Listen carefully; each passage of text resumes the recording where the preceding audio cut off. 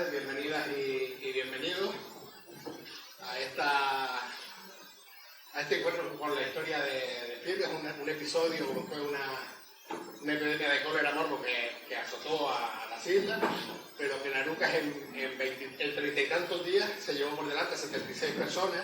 Y bueno, una de las personas que más ha estudiado este suceso es el profesor Ramón Díaz Hernández, que les leo un par de cositas porque yo ya soy mayor para acordarme de las cosas.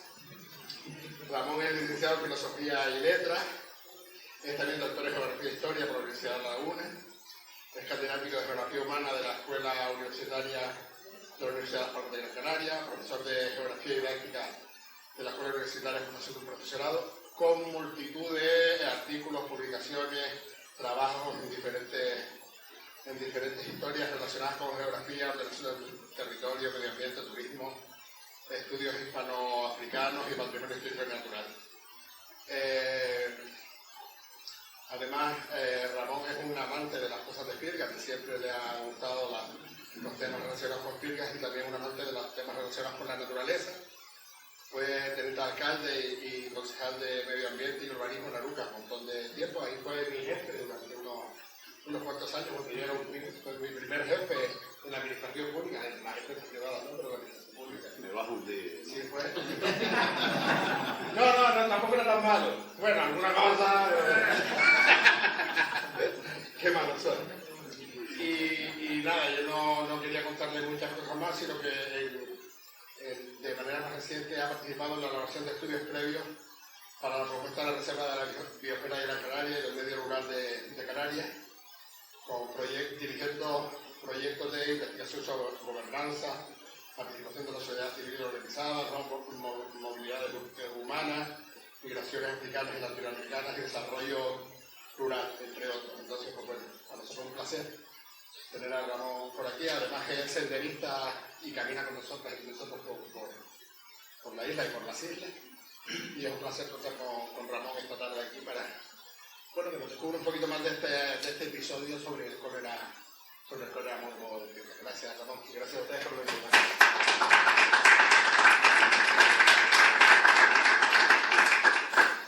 Buenas tardes. Estoy abrumado todavía. Voy a ver si supero la presentación de Mario y me centro en el tema. Gracias por venir. La verdad que el tema es cabroso. Verán que no les voy a contar ninguna noticia alegre, porque vamos a contar muertos y vamos a, pues, en fin, a relacionar eso con el mundo actual que nos ha tocado vivir. Para no entretenerles más, vamos a empezar ya a entrar en materia. Vamos a ver si veo aquí.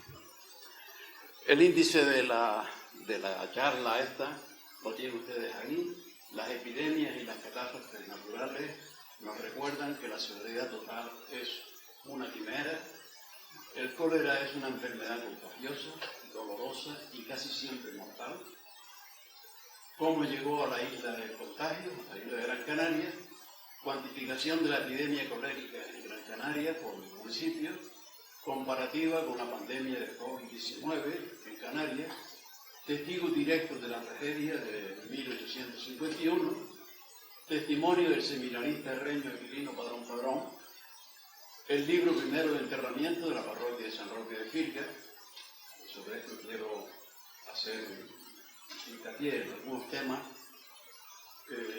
Este libro lo consulté yo en el verano de 1981. Yo era un pollillo por ahí, por Firgas, a entrevistarme con un cura que no conocía y que me acogió estupendamente. La verdad es que no tengo más que palabras de agradecimiento a José Suárez Romero.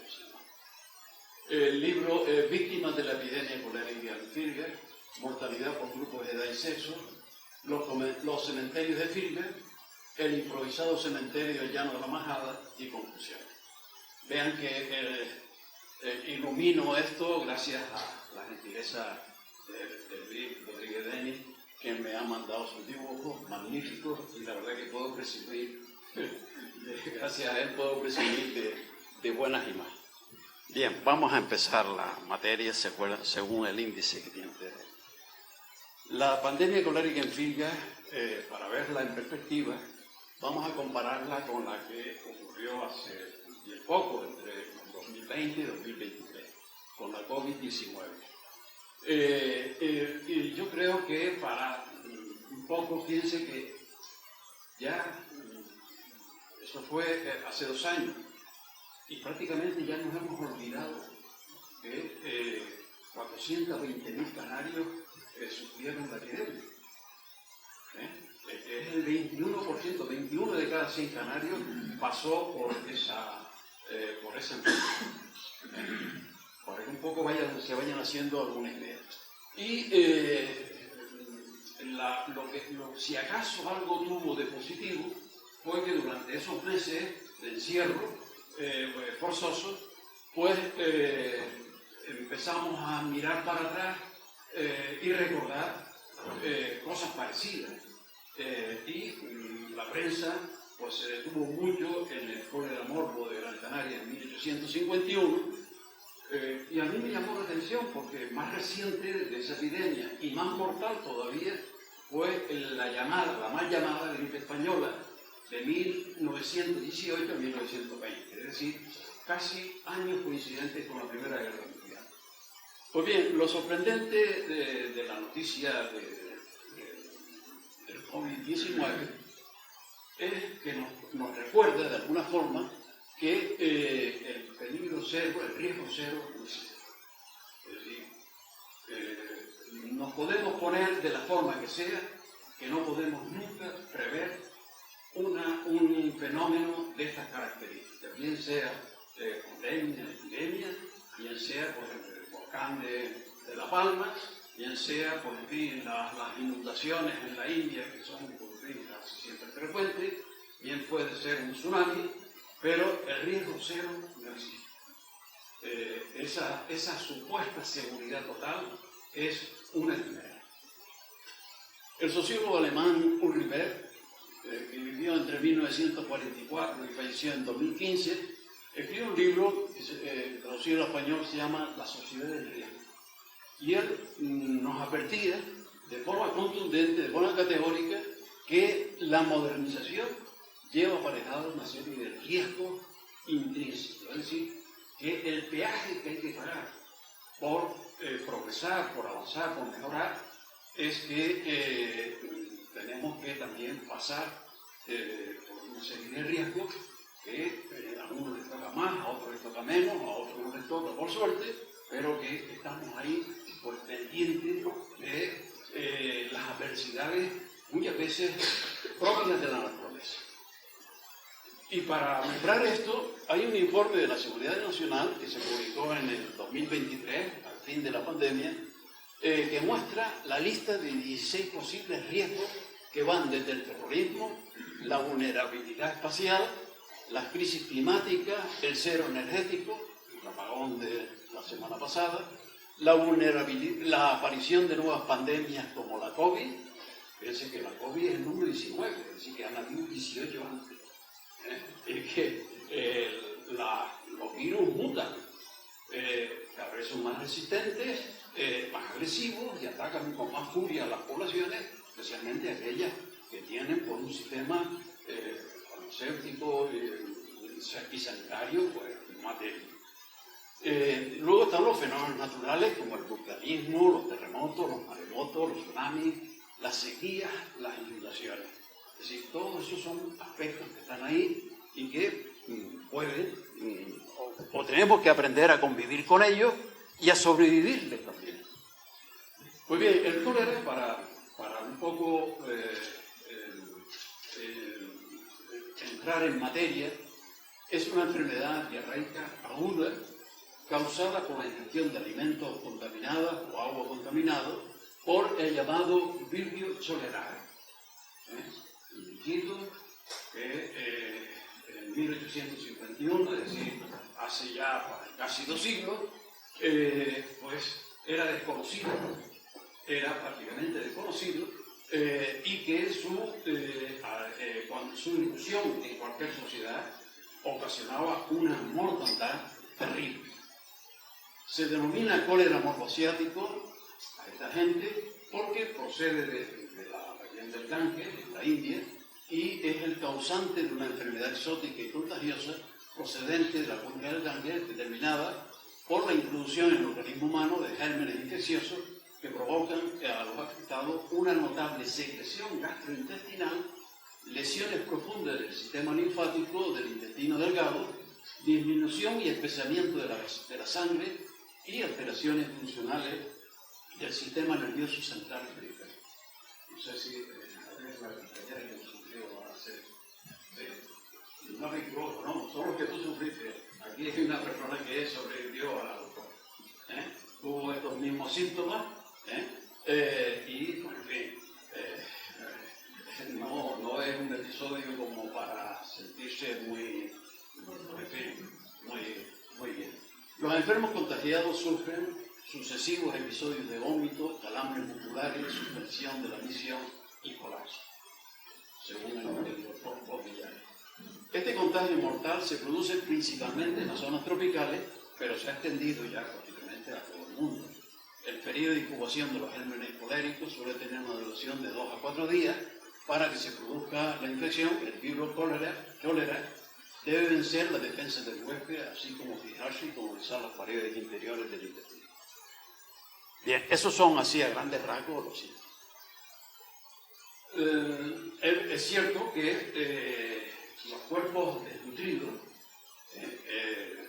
los cuerpos que tienen baja la defensa y la falta de higiene, pues son dos elementos que ayudan a propagar el daño colérico, el contagio, y por lo tanto propagan la enfermedad y tenemos en cuenta que el cólera suele tener una evolución muy rápida y generalmente la mortalidad suele ser superior al 50%. Es decir, que es la horquilla de sobrevivientes al cólera va mejorando, evidentemente, con los avances de la medicina, los tratamientos, con más higiene, con mejor nutrición, la horquilla de afección se va reduciendo. Por eso sorprende a veces, ustedes saben que recientemente en Haití pues se ha desatado una epidemia de cólera bárbara. Claro, reúnen todos los ingredientes de nutrición, desaseo y una infraestructura sanitaria y un aprovisionamiento de medicamentos bastante débil. Por tanto, es normal que en ese contexto la epidemia de cólera pues, tenga unos resultados catastróficos.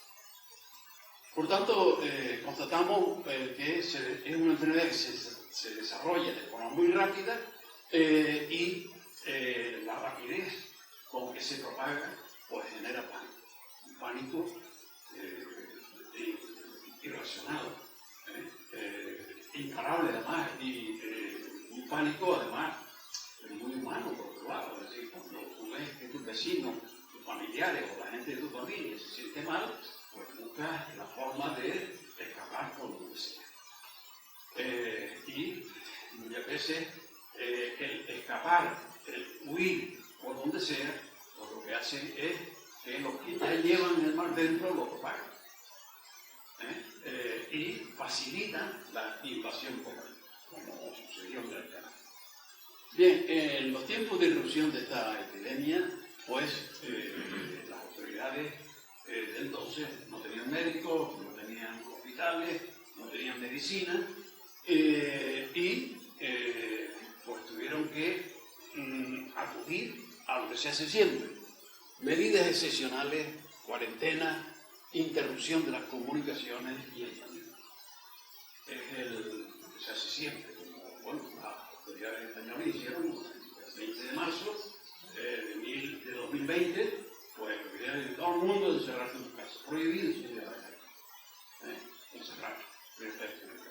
Pero cuando el cólera se desata en Gran Canaria, el gobierno de Gran Canaria está en Tenerife. Y lo que dice es, da la orden siguiente, fíjense la orden que da: quítense las ancla a los barcos para que nadie salga al mar. Y vigílense los puertos para que nadie atraque. Con lo cual se produce un aislamiento total que hace que el suministro de medicamentos, el suministro de alimentos, de muchas cosas, incluso de información, pues se sacó. Ustedes figúrense que llega un momento en que el alcalde de Las Palmas manda un mensaje a Tenerife a través de una barquilla diciendo, mire, es que es que los muertos están en la calle, no tengo ni quien entierre a los muertos. Y entonces pues el gobernador militar le dice, pues saque usted a los presos de la cárcel y póngalos a enterrar. Lo que hacen es, los presos cavan y cuando entierran a la gente tienen que abrir otras para enterrarse a ellos porque se contagian. Se quedan también sin sepultureros, las calles llenas. Entonces, pues había en Las Palmas de Gran Canaria en esa época una colonia de chinos. No han escrito de los chinos o algo. Había chinos en 1850, seguramente eran filipinos, porque Filipinas fue colonia española hasta 1898. Y como tienen los ojos por el fin rasgados, se le decía chino. Pero Néstor Álamo, el cronista de Gran Canaria, en su crónica de un centenario, escrita en 1951, repite que los chinos, cuando iban por las calles con escaleras y parihuelas, sacando los muertos para llevarlos al cementerio de Vegeta y los cementerios improvisados en la Vega de San José, pues decían, saquen a sus muertos, gritando para que sacaran los muertos y pero eso fue insuficiente. Tuvo que venir una brigada de Málaga, soldados del ejército, con médicos al frente, para poder de alguna forma hacer frente a la crisis. Pero cuando llegaron, ya prácticamente la epidemia estaba ya en sus últimos efectos. Pero de eso hablaremos más tarde, si les parece. Pero la interrupción de comunicaciones fue una medida que privó a las demás islas del contagio, pero los que estaban en Gran Canaria sufrieron el doble o el triple a consecuencia de no tener medicamentos, de no tener avituallamiento, de no tener carbón para hacer la comida, cal viva para echarla sobre los cadáveres en las fosas comunes y de alguna forma evitar el contagio, las miasmas y el contagio, con lo cual pues aquí se vivió pues, una situación terrible. Leer el capítulo de la epidemia de cólera en Gran Canaria de Néstor Álamo es una cosa impresionante, se pone a uno los pelos de punta, porque claro, ves que Las Palmas que tenía en aquella época de 10.000 habitantes, pues se quedó sin nadie. Todo el mundo vivió donde pudo. Y entonces, claro, la isla se sembró de gente que se moría en el camino. Y donde, pues en fin, los padres abandonaron a los hijos abandonaron a los padres, y se generó una situación realmente de pánico auténtico. Por tanto, esta epidemia que asoló Gran Canaria en el año 51, durante los meses de mayo y septiembre, nos ofrece uno de los más desdichados ejemplos de tragedia humana, según Marcet y Betancourt, Josefa Betancourt. Pues bien, ¿cómo llegó a la isla el contagio? Bueno, hay muchas teorías sobre cómo llegó, pero me llama la atención, López Cota tiene, Antonio López Cota, tiene algunos escritos sobre la epidemia. Él vivió en primera línea, vivió la experiencia y tiene un documento realmente estremecedor. Néstor Álamo recoge algunas opiniones y me llama la atención poderosamente que el obispo de entonces, que era Buenaventura Codina, parece ser que propagó la tesis de que la epidemia de cólera, realmente quien la trajo a Canarias y la difundió en Las Palmas, fue la alta burguesía y la aristocracia.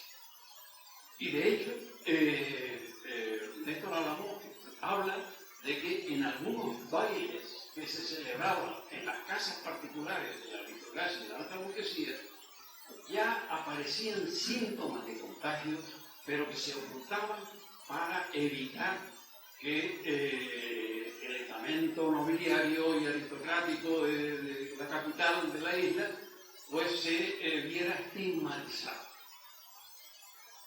Esto no está suficientemente demostrado, pero es una tesis que repite luego Millares Torres, un gran historiador, que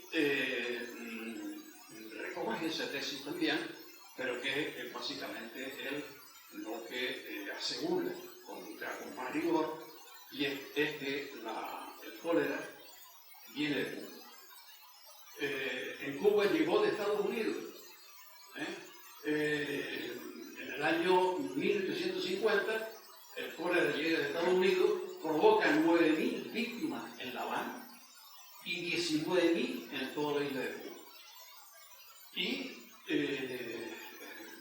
la relación marítima entre Gran Canaria y Cuba era muy intensa, de tal manera que uno de los barcos baja bultos de ropa contaminada que se lleva a las lavanderas de San José, el barrio de San José de Las Palmas, y los primeros afectados fue una lavandera que probablemente pues, tomó agua de la sequía ya infectada, ya contagiada. Al poco tiempo falleció el conserje de un convento y aparecen 3 o 4 casos, de tal manera que el ayuntamiento manda allí los médicos para hacer un informe y el 5 de mayo, más o menos, los médicos certifican que... luego les comentaré la cuestión, pero si quieren más detalles de lo que les estoy comentando, de cómo entra la epidemia en Gran Canaria, pues entiende, Carmelo Ojeda Rodríguez ha escrito una monografía sobre el cólera en Telde, muy interesante. Juan Francisco Santana Domínguez, conocido en esta casa, pues ha hecho también trabajitos muy buenos sobre el cólera en San Mateo. En Teror, mi colega Vicente Suárez Grimón ha hecho también un trabajo bastante interesante. Sebastián Monzón Suárez en Galdas ha hecho lo propio. Y en los municipios de Arucas, Fiques y Moya, Josefina Domínguez y yo pues, hemos hecho pues, 5 trabajitos de este tipo. Pues bien, con esa información pues, damos por seguro la versión de Millares Torres de que el contagio procedía de Cuba, de donde se padecía esta enfermedad en esos mismos meses y en el año anterior. La llegada de barcos con pasajeros contagiados a aquella isla fue seguramente lo que facilitó la llegada del cólera, del virión cólera, y entrar por el recinto portuario hasta las lavanderas de San José, de la Vega de San José, y a partir de ahí pues se extiende y más o menos ya la historia pues la conocen. Ya saben que la población de la zona de Gran Canaria tiene una población de 10.000 habitantes, pues tiene casi 10.000, así el 20% de la población. Pero enfermos quedaron cantidades incontables. Sobre eso tenemos pocos datos, pero sí sabemos de su certeza. Y luego, viudas, huérfanos, huérfanas, pues cantidades ingentes, de tal manera que los conventos, las casas de acogida, las entidades caritativas de aquella época se volcaron en atender a todas estas personas, porque eran personas que estaban completamente desasistidas. Pero fíjense, cuando el 5 de mayo, y volvemos atrás ahora, el 5 de mayo, el comité de médicos le informa al ayuntamiento de que la situación estaba mal, pues el alcalde del entonces, que además cogió el cólera también, pues comuníquesele al gobierno de Santa Cruz de Tenerife y tómense las medidas. La primera medida es, vamos a reunir una comisión de notables para acopiar recursos y de esa forma, pues, en fin, afrontar esta crisis de la mejor forma posible. ¿Saben cuántos fueron a esa reunión? Fue el alcalde, Antonio López Pons, el obispo y Tomás Miller. Los demás huyeron. No se pudo recoger dinero ni recursos porque no había gente, todo el mundo estaba afuera. Sálvese quien pueda. Entonces, claro, tuvieron que afrontar la crisis, pues, acudiendo a los 4 párrocos de entonces, de La Palma, San Agustín, Santo Domingo, Santa Ana y San Francisco de Asís.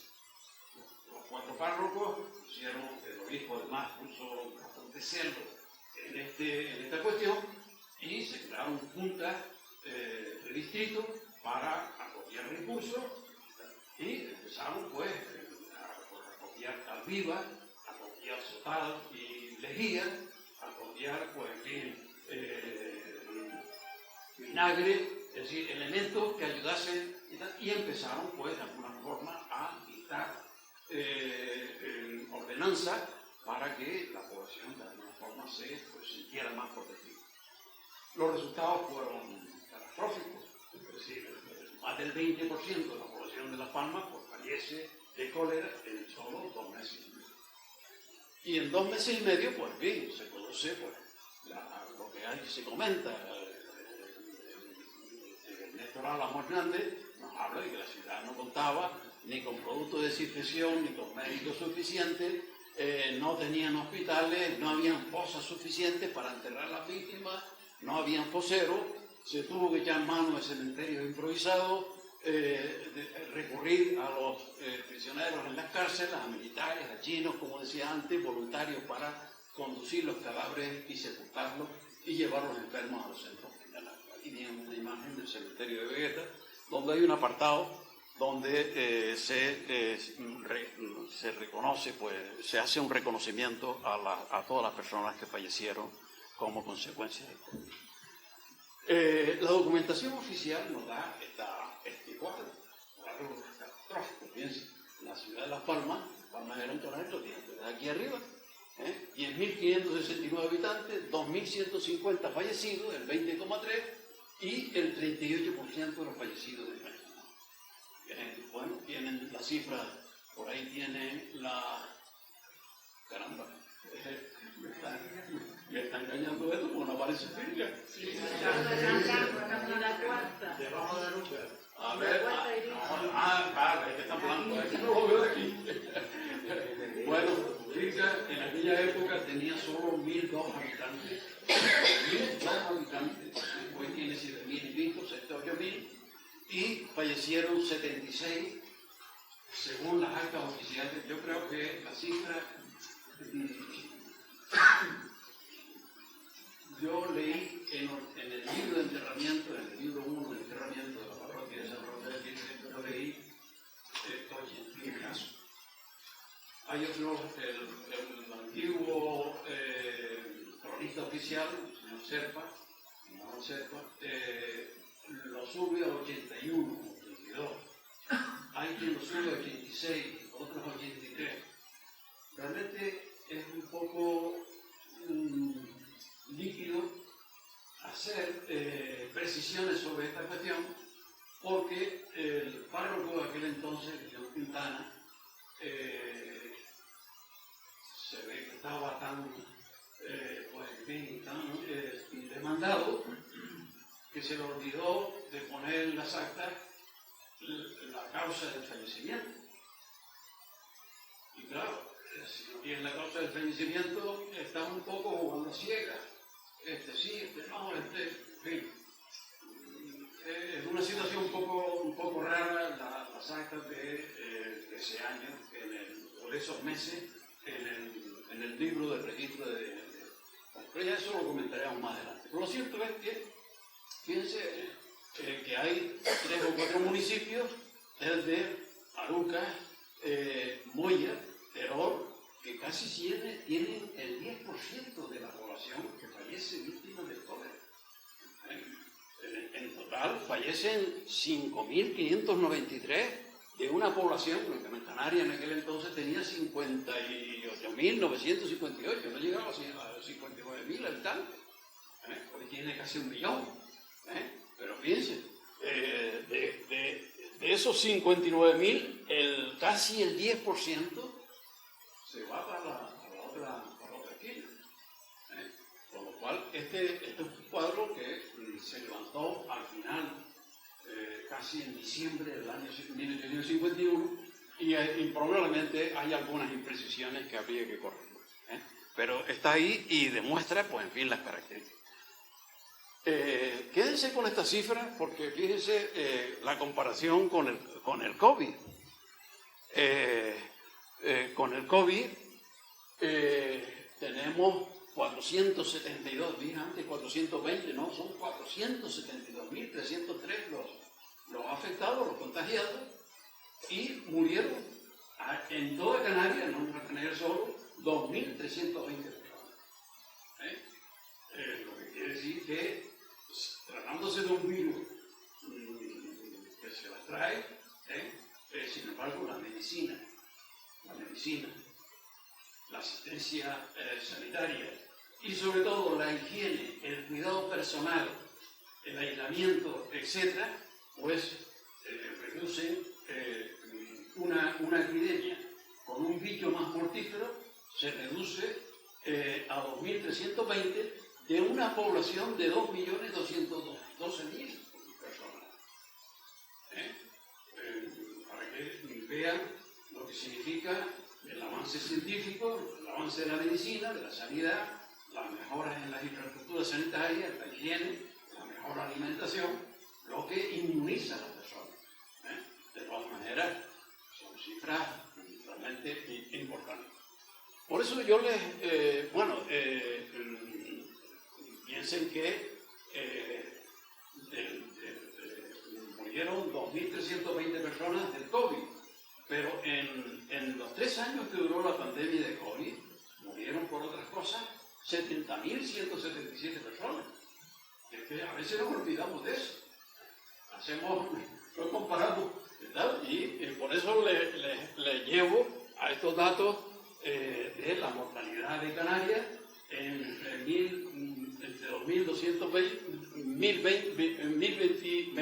2020 y 2023. Y vean que la tasa bruta de mortalidad, pues, sube un poquito, un punto, y en algún caso hasta se reduce algunas centésimas. La tasa de mortalidad se calcula en tantos por mil, que quiere decir, es una operación matemática muy sencilla, se multiplica el número de víctimas por cada mil, supuestamente por 1.000 personas, y se divide por la población total. Y el cociente nos da la tasa bruta referida en tantos por mil, que es el número de personas fallecidas por cada mil habitantes. Pues bien, fíjense, en el 2020, cuando empieza el COVID, tenemos una tasa de 7,56 y 16.000 personas fallecidas, por otras razones. Pero también aquí están los del COVID, que como saben, pues una pequeña cantidad. En el 2021 sube a 17.000, en el 22 a 18.000 y en el 23 baja a 17.000. Lo que quiere decir, ya refiriéndonos a tasas brutas de mortalidad en concreto, que la incidencia del COVID en Canarias, se dice por el aislamiento y todo, pero básicamente por higiene, buena alimentación, el sistema sanitario, los medicamentos y algunas medidas de autocuidado que la población tuvo en consideración. Por lo tanto, comparen una cosa con otra para que, en fin, no nos perdamos un poco regodeándonos en lo que pasó en 1800, lo que le pasó a nuestros tatarabuelos en 1851 y olvidemos esto. Bien, Esta foto que está aquí es la única foto que se conoce de un señor que se llama Aquilino Padrón Padrón. Es la única foto que tenemos de él. Este señor es probablemente el pionero del conocimiento del idioma prehispánico que se hablaba en Canarias, después que descubrió los letreros del Cuna, en el hierro, que es la piedra roseta que contiene los signos alfabetiformes, o lírico-bereberes, como quieren llamarlo, del lenguaje que tenían los dispatches del hierro, los primitivos pobladores del hierro. Seguro que pocos de ustedes conocían a este señor. A veces nuestro conocimiento de historia son muy selectivos. Conocemos más a ciertos personajes que a otros, muchas veces por razones que no sabemos.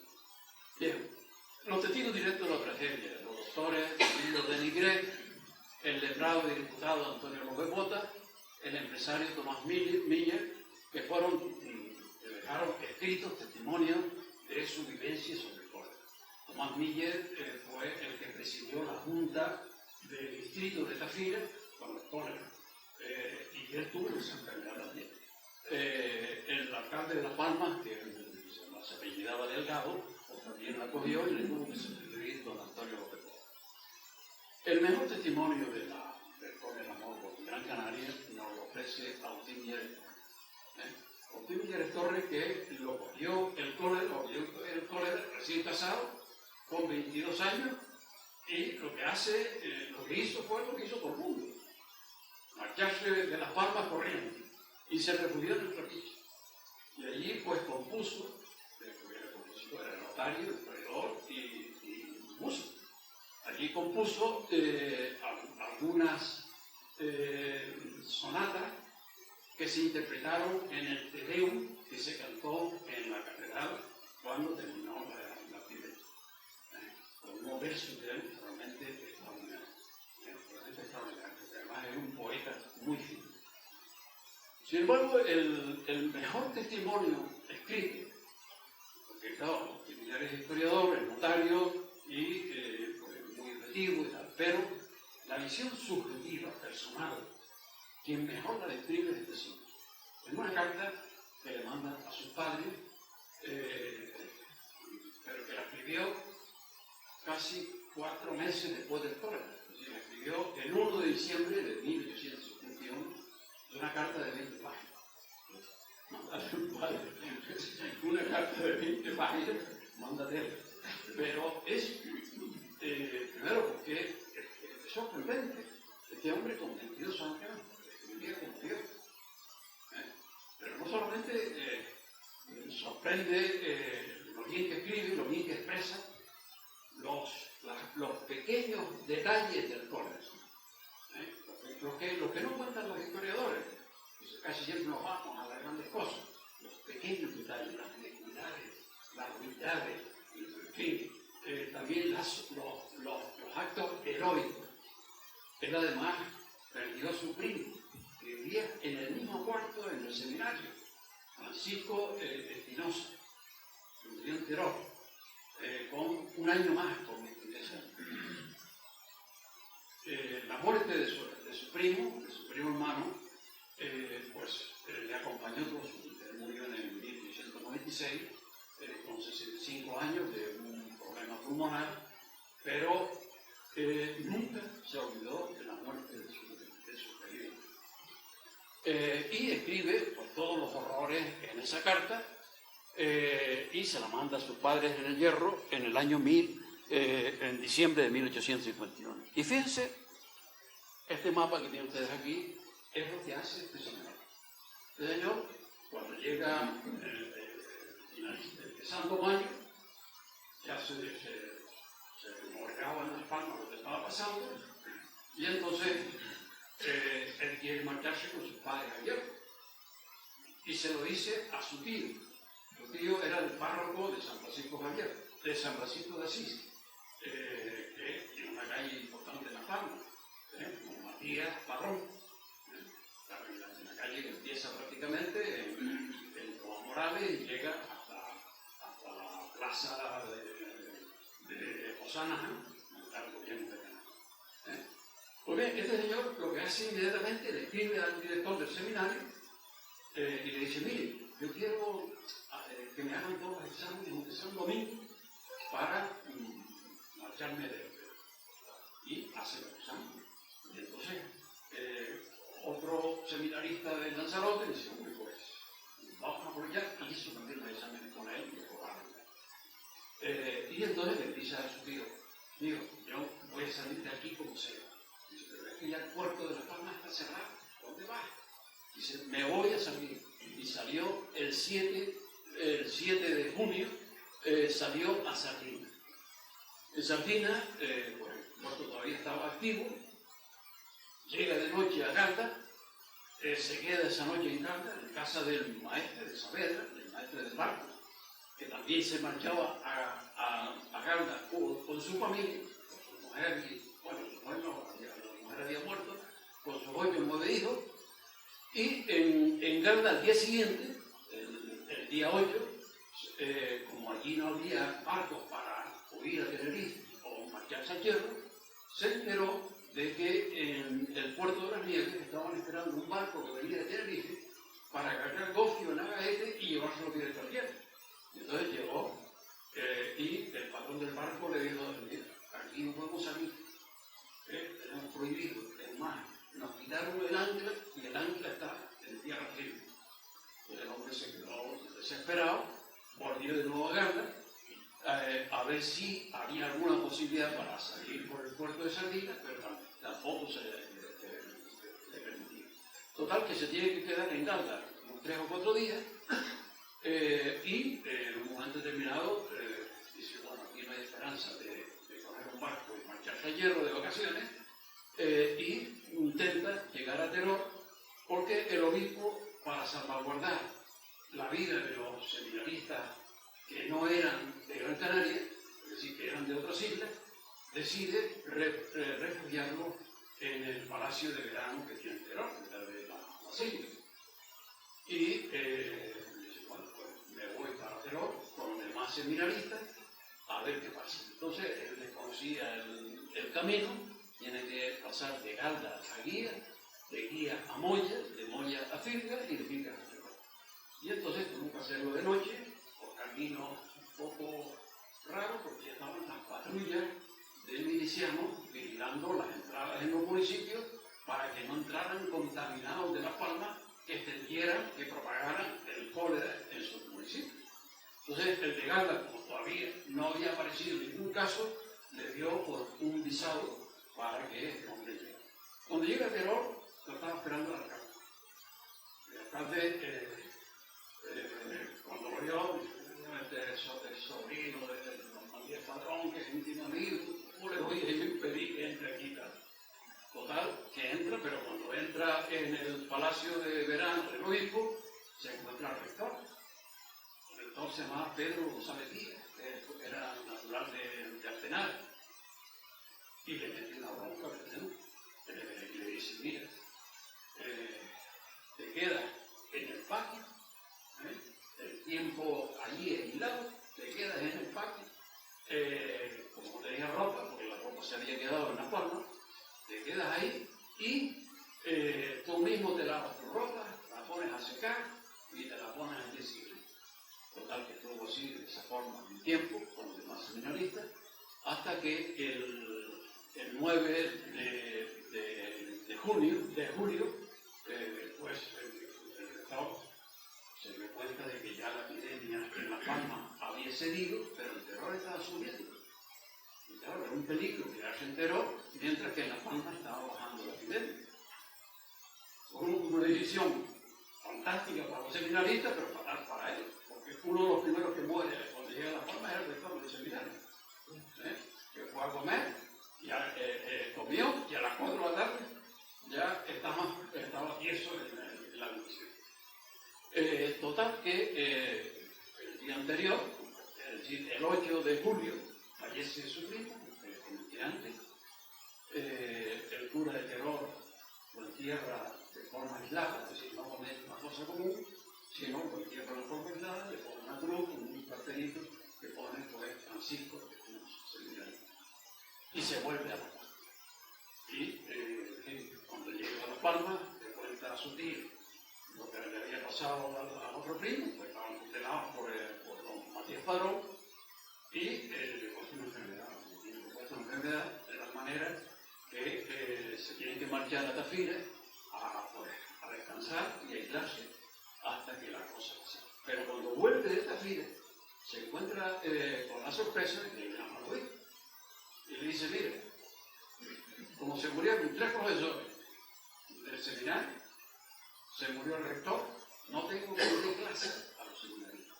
Esto fue en el año 52. Entonces le dice: tú vas a dar 3 asignaturas. Dice: pero si yo todavía no soy ni diácono.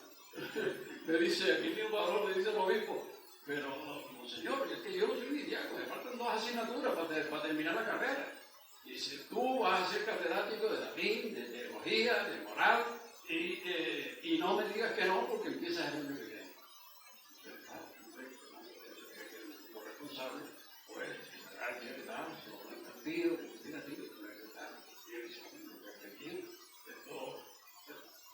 total, que él, que tenía con mucho pudor, dice: pues, ¿con qué cara me voy a presentar yo a mi compañero a hablar de clase, cuando todavía no terminó la carrera? Bueno, ya no les cuento más porque eso es otra historia. Seguimos. Pero sí quiero destacarles que es el mejor documento que tenemos del cólera en Gran Canaria. Se lo debemos a este señor que en sus 20 folios realmente hace una cuestión exquisita. Aquí tienen ustedes una caricatura de don Matías Padrón, el tío de Alquilino, y aquí tienen ustedes una imagen de parte del Palacio de Verano del Obispo, que ahora, pues en fin, parece que el Ayuntamiento de Teror pues, lo tiene cedido. Bien, esta es la memoria del cólera, que está en el Museo Canario, y pasamos ya al cólera, en fin, ya es hora. El libro de enterramiento de la parroquia de San Roque de Firga, pues bien, todas las actas de defunción la firma José Quintana Artiles. Era un fraile dominico, exclaustrado, natural de Agüime, y que se ordenó en 1840, ejerció primero en Agüime, después en Santa Brígida, y vino destinado luego como cura ecónomo de la recién creada parroquia de San Roque de Firga, y ahí se ve que lo hizo bien, que lo ascendieron a párroco. Él, cuando la epidemia, pues todavía era ecónomo, no era párroco, pero firmaba ya las actas registrales por mandato del párroco. Las actas tienen algunos problemas que tienen ustedes ahí señalados. El primero, ya les comenté algunas, no se señalan los oficios litúrgicos. Ahora, como ya la gente pero en los tiempos en que todo el mundo entraba los cánones eclesiásticos, la Iglesia tenía pues, un protocolo muy estricto, de tal manera que las personas adineradas pues, hacían unas exequias fúnebres de acuerdo a su condición social, de tal manera que el vestuario del sacerdote, de los monaguillos, del sacristán y de los acompañantes era más lujoso para aquellos que pagaran más, menos lujoso para aquellos que pagaran menos, y nada lujoso para los que no pagaban nada, es decir, para los pobres desorganizados. Y en las actas no aparece eso, curioso.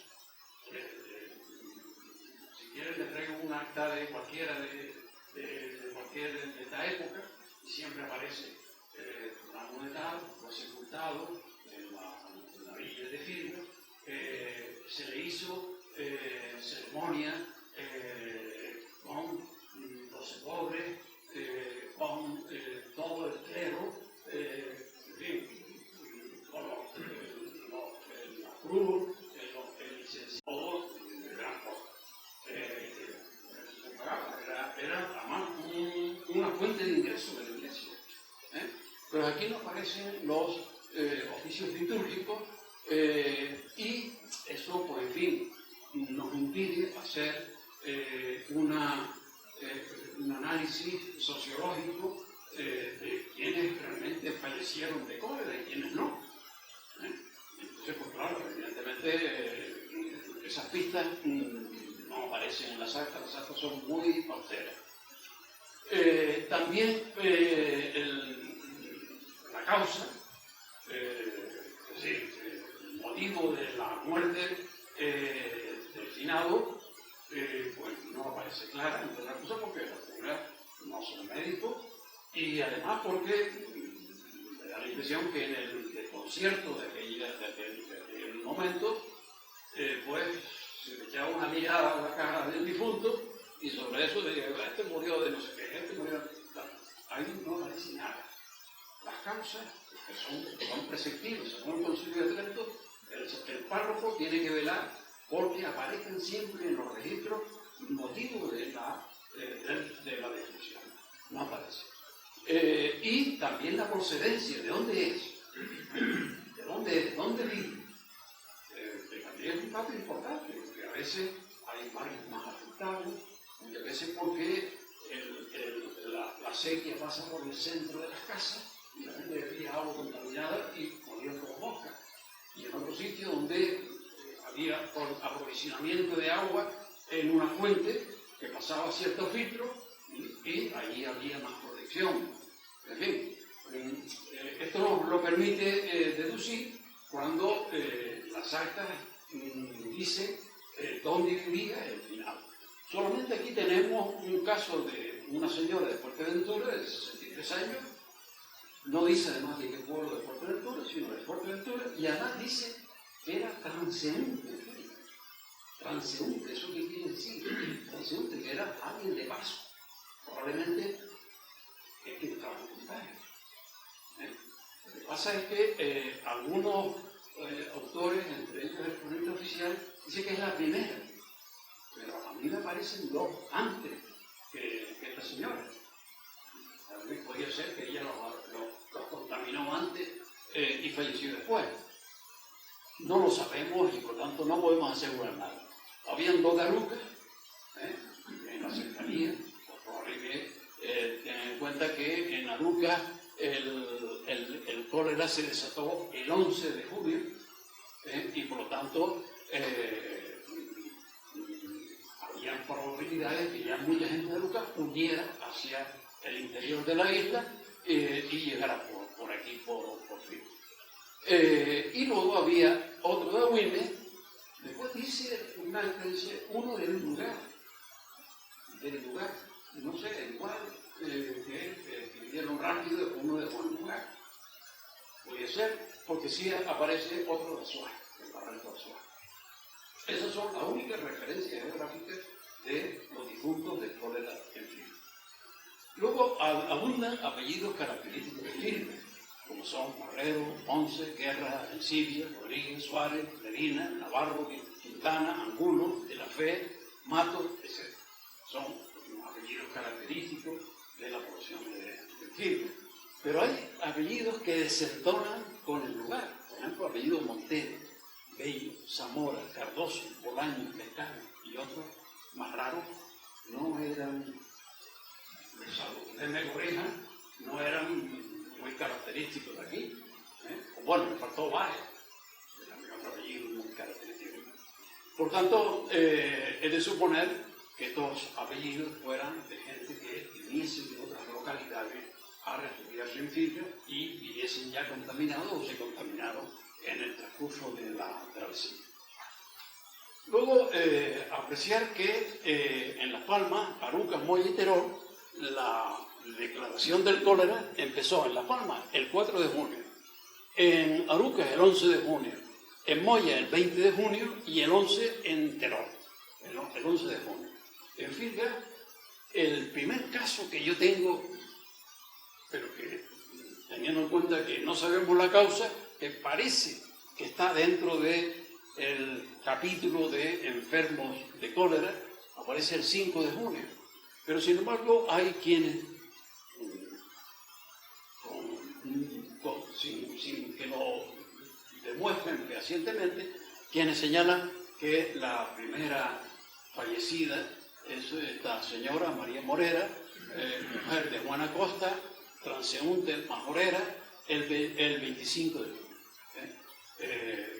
Por tanto, ahí dejo la duda en esa cuestión. Luego, era obligación que el párroco o quien hiciese los registros de defunción señalara siempre si el finado testó o no. Porque, claro, para testar hay que tener algo. La gente no tiene nada y lo va a testar. Por tanto, el que testa es porque tiene algo, poco, mucho, pero es un dato que nos permite ver que quienes fallecen con algo y quienes fallecen sin nada. Entonces, pues bueno, parece más que 3 personas testaron de los 76 o 80 personas que fallecieron en Kirchner, solo 3 testaron. A partir de ahí ya sacaremos alguna consecuencia. Luego, la condición de pobre también había que hacerla constar, porque la Iglesia siempre, además de pagarle la exequia fúnebre, había un impuesto, que era el rescate de los santos lugares de Jerusalén. Era un impuesto, en fin, como el sello aquel antiguo que se ponía para los huérfanos de los funcionarios públicos. ¿No se acuerdan de eso? Tú ibas a poner una instancia, te ponían un sello que valía por 25 céntimos y se estaba. Y en letra chica dice, para los huérfanos de los funcionarios públicos. Pues bien, la Iglesia tenía otro concepto más ambicioso, que era financiar el rescate de los santos lugares de Jerusalén. Bien, ¿quiénes estaban exentos del pago de ese impuesto? Los pobres de solemnidad, los que no tenían nada, los que no testaban, los que estaban. Y entonces, el que no aparezca ni la imposición del impuesto para rescatar los santos lugares de Jerusalén, ni aparezca el concepto de pobre de solemnidad, pues es también una omisión de las actas que tenemos que solamente quedarnos con el nombre, el apellido, la fecha y la edad del finado y no mucho más. Luego, las edades de los finados están redondeadas. Están redondeadas por la circunstancia, es decir, el cura no podía estar calculando ni preguntando a los parientes otra cosa, porque los parientes ponían el cadáver en la acera y se escondían. Entonces tenía que ir el sacristán y decir, bueno, por la cara yo creo que este tiene 20 años o 25, y le ponían pues, una edad redondeada. Eso dificulta mucho estudiar los grupos sensibles a la epidemia y los grupos menos sensibles a la epidemia. Es decir, los que son más resistentes y los que son menos resistentes. Generalmente los más resistentes suelen ser los jóvenes. Son más saludables, tienen la defensa mucho más fuerte, mientras que las personas mayores de 60 años y los menores de 20 suelen ser más vulnerables a una epidemia en estas condiciones. Y eso es un dato importante que hay que tener en cuenta. Pues bien, aquí con estas omisiones, pues tenemos que hacer, pues en fin, hacer cálculos un poco a veces pues bastante inseguros. Este es el calendario de la epidemia. El calendario de la epidemia empieza, para unos autores, el 22, es la primera víctima. Yo constato que en el libro de fallecimiento aparece el grupo de afectados. Y aparece ya una mujer el día 5 de junio. Y el día 6, un hombre. Y el día 22, una mujer. Y el día 25, un hombre y una mujer. Y el 26, 3 hombres. Y aquí, pues, en fin, oficialmente se señalan 76 fallecimientos, nosotros hemos calculado 80. El cólera tiene lugar, los días mortíferos del cólera se producen en 25 días. Los últimos señores que fallecen son Juan Rodríguez Cardoso, de 55 años, esposo de María Rodríguez, y Francisco Angulo, de 70 años, casado con Rafael Marrero. Fueron los últimos fallecidos por cólera en Pirga el 28 de julio de 1851, que con eso se cierra la epidemia, aunque en el libro primero de enterramiento, en agosto fallecen 3 sospechosos, son 3 casos sospechosos. Y es posible que fueran, porque es un mes caluroso, donde la gente bebe mucha agua y donde no respetan que a partir de las 7 de la tarde estaba prohibido lavar la ropa en las acequias para que el agua estuviera con más calidad y la gente se suministrara para beber y hacer de comer. Pero muchas veces se incumplía este proyecto y se generaba mucha mortandad en los días más calurosos. Los días más mortíferos, como ya les decía, fueron el 6 de julio, con 10 fallecidos, el 28 de junio, el 12 de julio, que en esos 3 días nada más fallecieron 24 personas.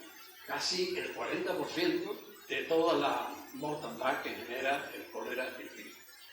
En agosto no hubo más fallecimientos, pero sí numerosos contagiados por la enfermedad, y yo sospecho que en agosto fallecieron al menos 3. Señalar también que hay un sesgo de género, si fallecen más mujeres que hombres.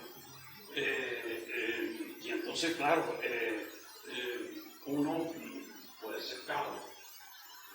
La teoría demográfica antigua establece que las mujeres como cuidadoras están más directamente en contacto con los contagiados y es posible que haya una incidencia más fuerte en las mujeres que en los hombres. Pero hay otro dato más contundente aún, y es que si miramos los 1.200 pirguenses que estaban registrados en el padrón, la mayoría de mujeres, porque los hombres, el que podría ser ido a México. Y por tanto, el número de personas expuestas eran mujeres.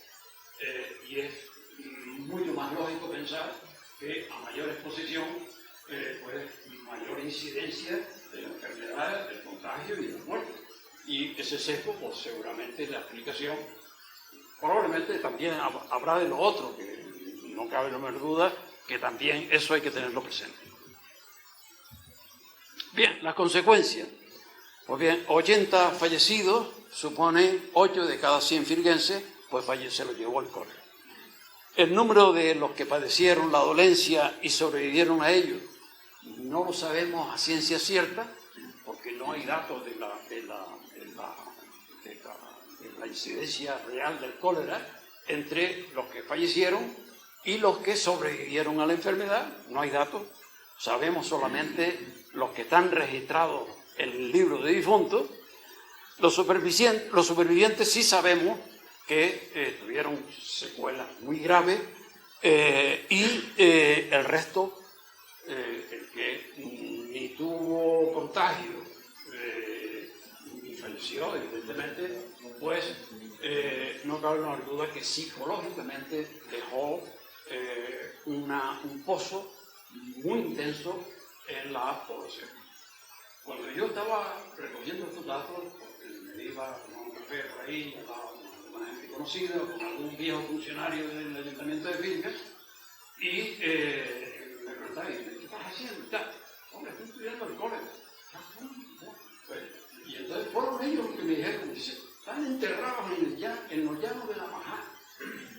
Incluso un funcionario mayor me dice, cuando termine, vienes por aquí que yo te llevo, y me llevó a un sitio que no es el llano de la Majá, pero que mentalmente,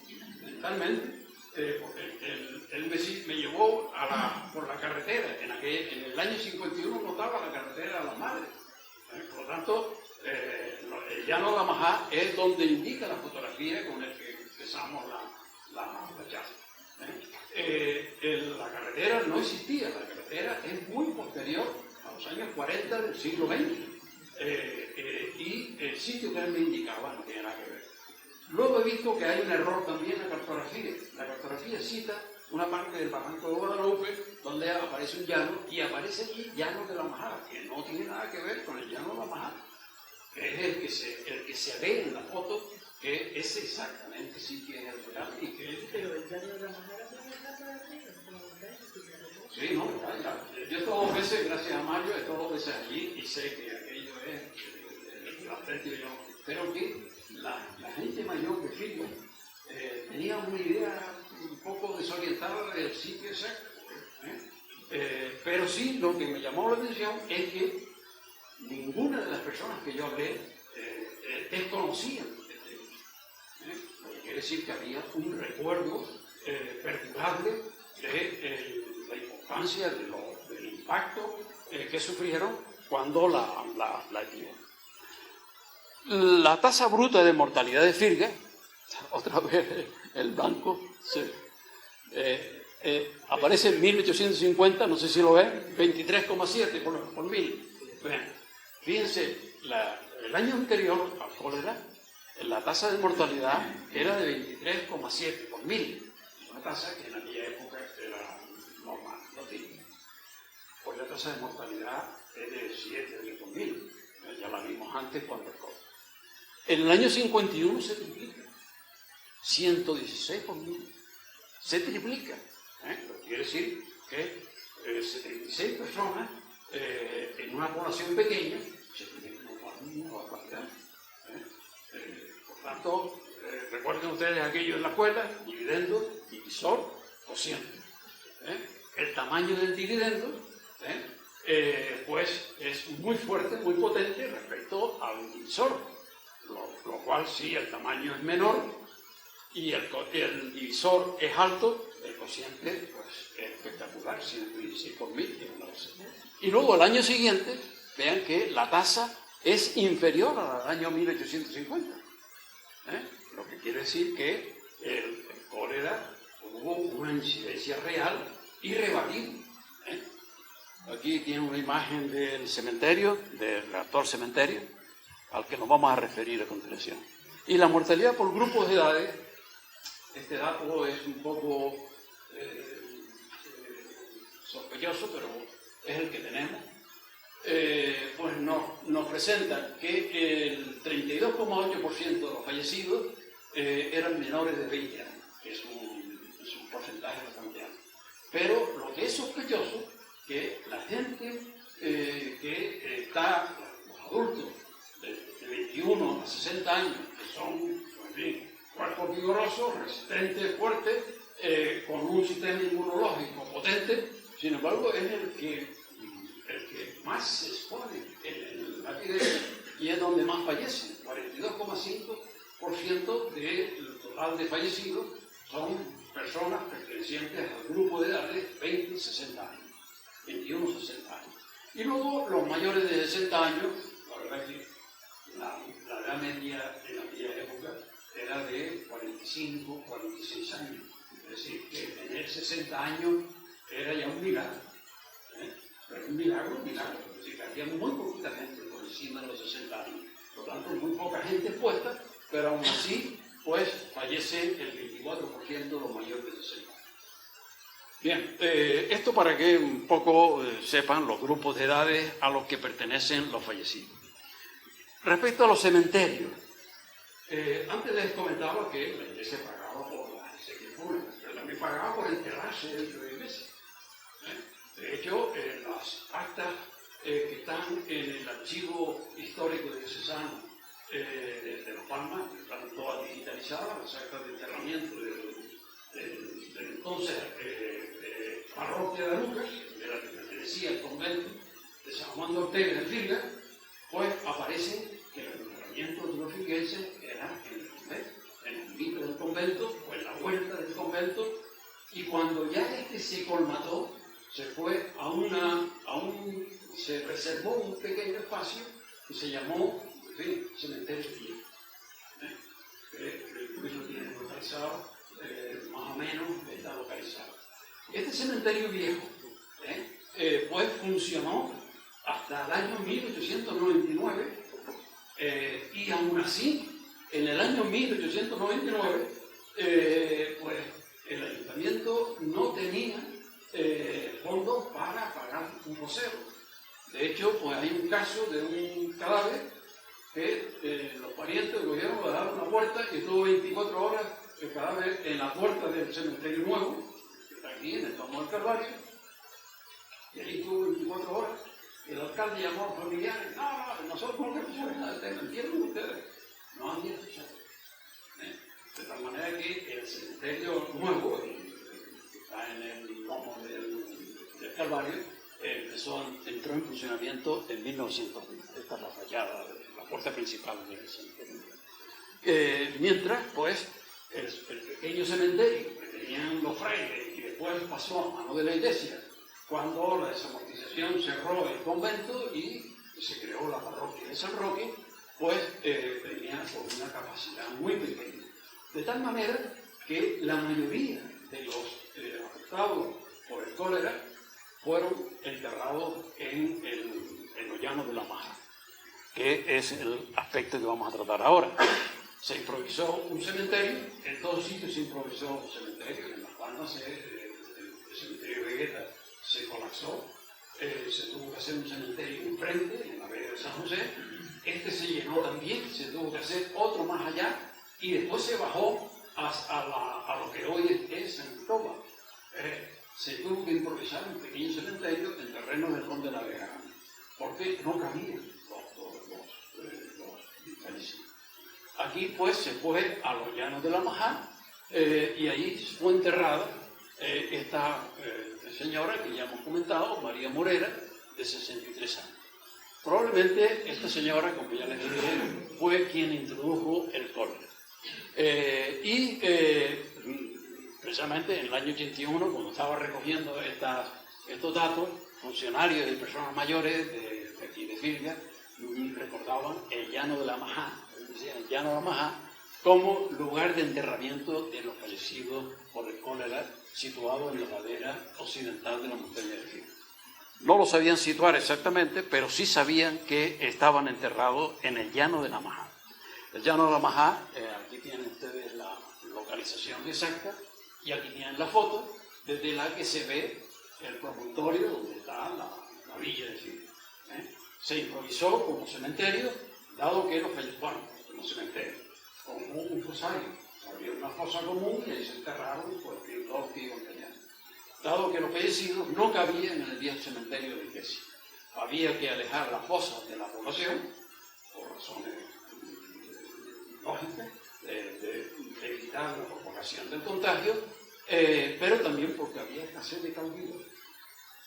Cuanto se alejaba, pero no mucho, porque tampoco había medios para conducir a los cadáveres a los llanos de la Majá.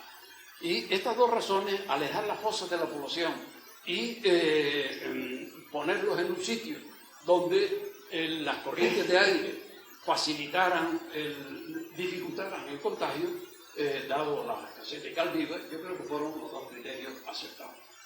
En Galda, en las actas de Galda, cuando se termina el cólera, pues el secretario le dice al alcalde: mira, hay que darle un reconocimiento y una medalla de mérito al sargento, no sé qué. No. Dice: ¿qué es este hombre? Dice: este hombre gastó 300 kilos de polvo. Dice: porque querían que el virus estaba en la atmósfera.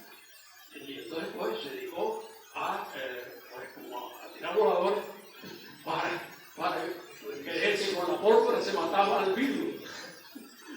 Y además le dieron la medalla, el título, el reconocimiento, y creo que tiene hasta la calle. Pero para que vean lo que es la ignorancia en estos casos. Hay que hacer algo, porque hay que hacer algo, y, pues, en fin, se recurre a veces a métodos un tanto, pues en fin, tal. Seguramente en este sitio deben estar enterrados, deben estar los restos de las 73 o las 81 personas que murieron en ese fatídico año. Conclusiones.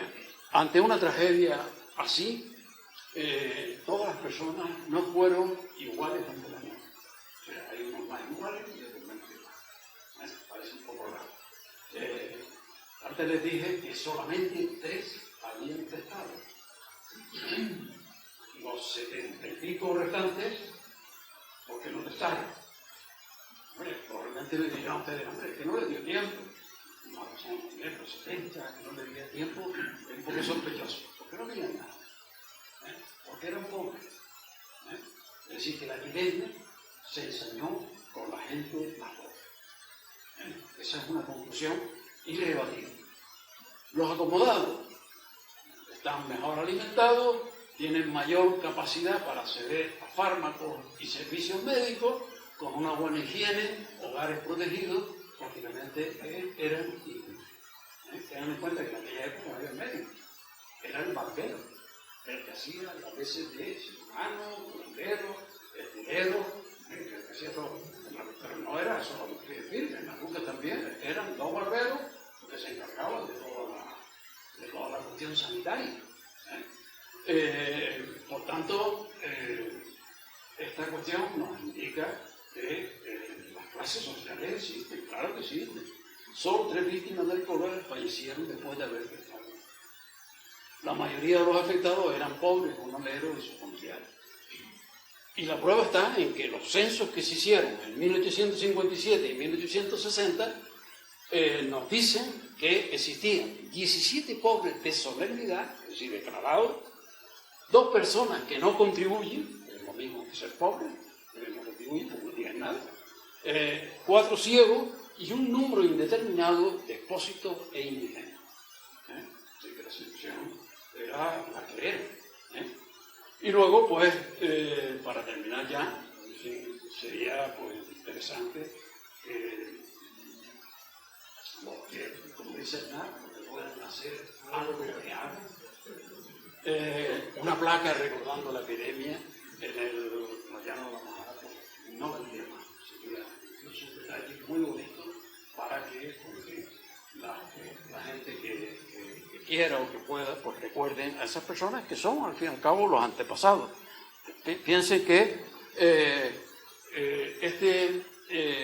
uno de los autores, Martín Santiago, Felipe Enrique, acaba de publicar en Infornorte Digital el listado de 70 y pico personas, nombres, apellidos, con lo cual, pues, cada cual de la villa de Virga o del municipio de Virga puede